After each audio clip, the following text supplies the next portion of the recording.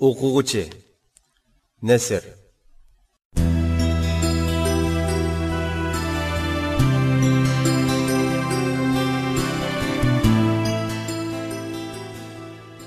O'quvchi ilm o'rganguchi. Ustoz tutib dars ilib, ustoz yetakchiligida kitob o'qib bilim ilib, madaniyat yo'liga yo'nalguchi. Badaviylikdan, jaholatdan qo'l uzib, zalolatdan o'zini qutqizib, yo'ruq va dag'dam irfon yo'lida dadil qadam bilan ko'krak kirib olg'a yurguchi. O'quvchi Heliqidek yüzüge uyup koyganla sözleydiğen patipon emas. Yoki fakat ve fakat ügütüp koyganla doğraydiğen şah tutumu emas ki, o tirik ügünüp tirik işletkici icadkar insan. Mana bu hal ameliyette o'quvchining mahiyeti, qimmati ve izzat yiltizi. Shundaq, o'quvchi qimmatli inson. Çünkü o muallim ustoz qo'lidan ilm irfon bayrog'ini topshirib olib, uni o'zining yosh navqiron vujudida jush urib turgan ijtihodi ve istidodi bilan yashartib ve canlandırıp, cheksiz güzel madaniylik dunyosida javlon qildirguchi. O'quvchi izzatlik inson.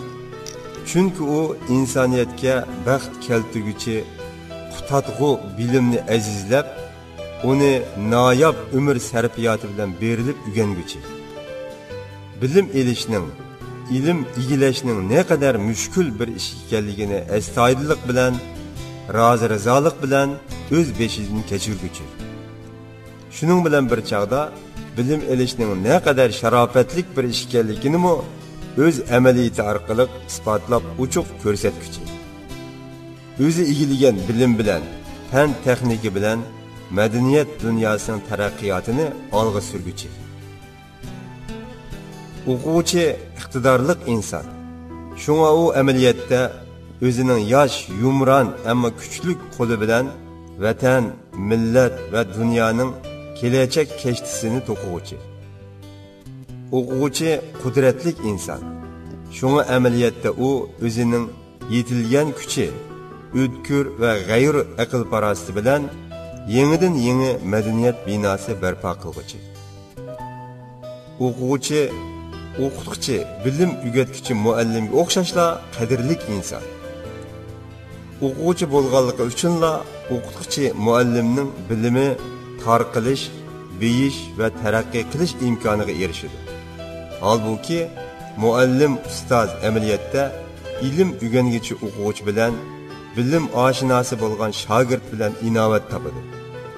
Ilm talabkori o'quvchi vositasi orqali jahonga irfon urug'ini chachadi. Shundaq, o'quvchi muallimning borligi va tugumas boyligi. Chunki muallimning bilimi faqat va faqat o'quvchining xaridorligi orqali o'z qimmatini topadi.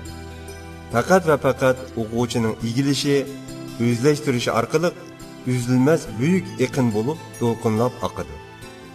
Fakat ve fakat o'quvchining ijtihodi ve istidadı arkalık medeniyet bostanida güller açıdı.